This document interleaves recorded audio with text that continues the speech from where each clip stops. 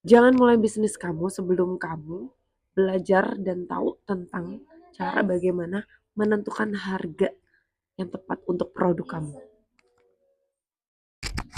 Perkenalkan, nama saya Aini Elina dan partner saya Debbie. Kita akan membahas tentang penetapan harga atau strategi penetapan harga pada sebuah produk bisnis. Oke, penetapan harga ini merupakan salah satu game changer pada startup yang sering kali disepelekan.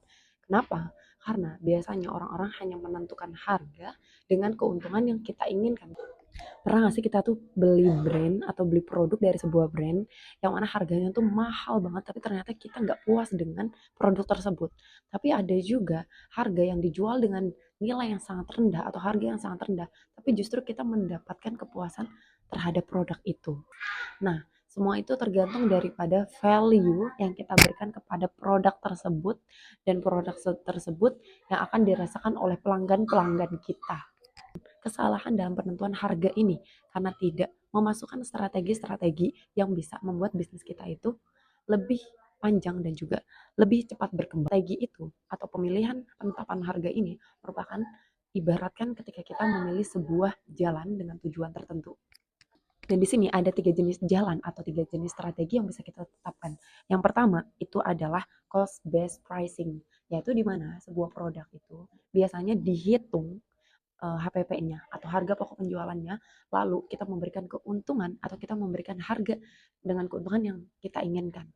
Biasanya biasanya produk ini cocok untuk yang memiliki fungsional dan juga produk yang memiliki HPP dengan stabil. Selanjutnya adalah value based learning, yaitu adalah di mana produk ini mengunggulkan value-nya seperti Gojek, Grab. Mereka memberikan value yaitu kenyamanan, kecepatan, maka dari itu orang mau untuk menggunakan jasa walaupun mereka mengeluarkan biaya untuk kenyamanan tersebut.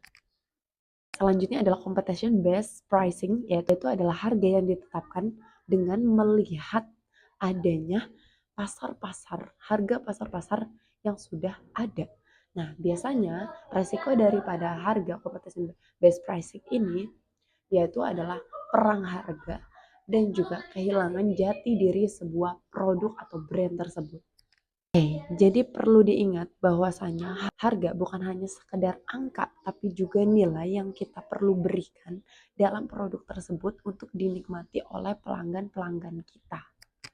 Dalam bukunya The Strategy of Tactic of Pricing, Thomas T. Nagel menyebutkan bahwasanya strategi harga yang efektif harus mempertimbangkan value, biaya, kondisi pasar, dan harga adalah cara kita menuliskan nilai itu dalam bentuk angka.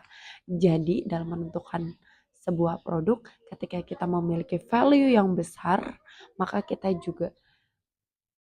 juga bisa meningkatkan harga atau angka itu yang menyesuaikan dengan value kita.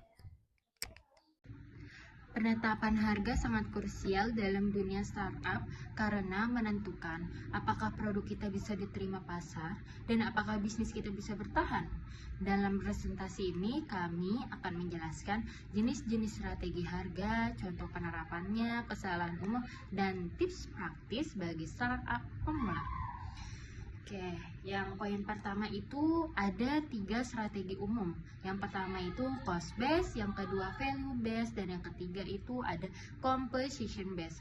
Masing-masing memiliki kelebihan dan kekurangan tergantung jenis produk dan kondisi pasar. Contohnya, startup seperti Canva menggunakan strategi value based karena mereka menjual nilai kemudahan desain yang tidak dimiliki oleh pesaing manapun. Sedangkan produk lokal seperti kopi kemasan sering banget menggunakan cost base karena struktur biayanya sudah jelas. Oke, baik. Untuk poin yang kedua itu adalah tantangan umum dan studi kasus. Tantangan umum itu adalah menetapkan harga terlalu rendah dan tidak menghitung semua biaya. Salah satu studi kasusnya itu yang menarik adalah Netflix, yang awalnya memberi harga rendah untuk menarik pelanggan dan perlahan meningkatkan nilai sehingga para pelanggan itu seiring berjalannya waktu akan menghindar dari Netflix ini dan mencari tontonan-tontonan yang membuat mereka untung seperti nyari yang gratis. Nah, untuk tips bagi kamu yang pemula dalam startup ini, cobalah pricing tire, kenali pelangganmu dan jangan takut untuk uji coba harga ke pasar.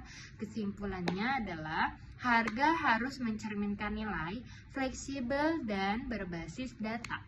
Terima kasih sudah menonton.